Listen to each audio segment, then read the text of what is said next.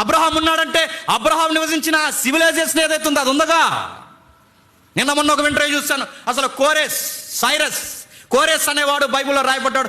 బయట ఉన్నాడంటే తక్షశిల పాకిస్తాన్ ఆఫ్ఘనిస్తాన్లో కలిసిపోయిన తక్షశిల రాజ్యం, గాంధార సామ్రాజ్యంలో అక్కడికి వెళ్ళి అడుగు, సైరస్ వచ్చి చెబుతారు. సైరస్ వచ్చాడు, ఆయన ఉన్నాడు, ఆయన అన్నట్టుగానే బైబిల్లో పక్కా ఎవిడెన్స్ ఉన్నాయి. ఇవన్నీ ఇలా విచిత్రంగా అడుగుతున్నారంటే నమ్మడానికి ఒళ్ళు బద్ధకం.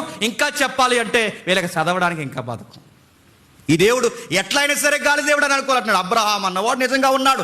అబ్రహాం అన్నవాడు ఉన్నాడు అనడానికి ప్రూఫ్ ఏంటంటే ఇజ్రాయేల్ సమాజం ఇంకా ఉంది.